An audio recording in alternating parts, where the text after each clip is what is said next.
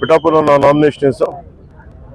అలాగే ఈ రోజున జనసేన, భారతీయ జనతా పార్టీ, తెలుగుదేశం కూటమి ఉమ్మడి అభ్యర్థిగా జనసేన పార్టీ గ్లాస్ గుర్తు మీద శ్రీ తంగెళ్ల ఉదయ్ శ్రీనివాస్ ఈ రోజున నామినేషన్ వేయడం జరిగింది.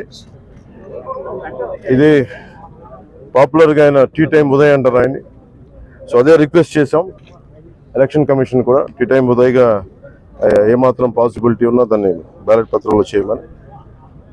రూల్ ఒక 56 పేజ్లో ఒక రూల్ ఉంది. సో దాని ప్రకారం చేసుకోవచ్చు. అది కూడా వాళ్ళు కన్సిడర్ చేశారు. ఈ ఎన్నికలు చాలా రాష్ట్రానికి చాలా కీలకమైనవి. వచ్చే ఎన్నిక ఒక 5 సంవత్సరాల కోసం కాదు, ఒక తరం కోసం. ముఖ్యంగా ఓఎన్జీసీ, రిలయన్స్, అలాగే రకరకాల పరిశ్రమలు, కాకినాడ SEZలు, అలాగే ఇంత అపారమైన తీర సంపద ఉన్న ప్రాంతం, విపరీతమైన మత్స్య సంపద ఉన్న ప్రాంతం, ఇలాంటి చోట్ల అనేక సమస్యలు ఉన్నాయి. ఈ ప్రాంతంలో కాకినాడ పార్లమెంట్ అభ్యర్థిగా శ్రీ తంగెళ్ల ఉదయ్ శ్రీనివాస్ గారు గెలుపు చాలా చాలా కీలకం. అలాగే కొండబాబు గారి గెలుపు కూడా కాకినాడ అర్బన్కి తెలుగుదేశం పార్టీ మీద చాలా చాలా కీలకం. కాకినాడలో రౌడీజం ఎక్కువైపోయింది, గాంజా క్యాపిటల్ అయిపోయింది.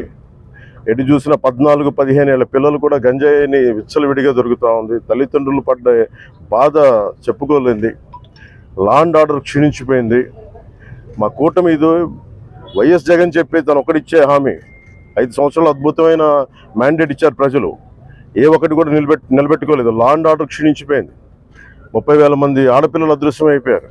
ఉద్యోగాలు లేవు, ఉపాధి అవకాశాలు లేవు, ఏ పథకాలు కూడా సరిగ్గా అందలేదు. ఇలాంటి సమయంలో ఒకళ్ళు కాదు, ముగ్గురం కల్పిస్తున్నాం. ఎందుకంటే 5 కోట్ల మంది ప్రజలకి ఒక పార్టీ కాదు, 3 పార్టీలు కలిసి ఈ రోజున మేము ఒక బలమైన కూటమిగా 2014 ఎలాంటి కూటమిగా ఏర్పడ్డాము. అలాగే ఉభయ గోదావరి జిల్లాలో కూడా, ముఖ్యంగా ఉభయ గోదావరి జిల్లాల్లో జనసేన, భారతీయ జనతా పార్టీ, తెలుగుదేశం కూటమి స్వీప్ చేయబోతుంది.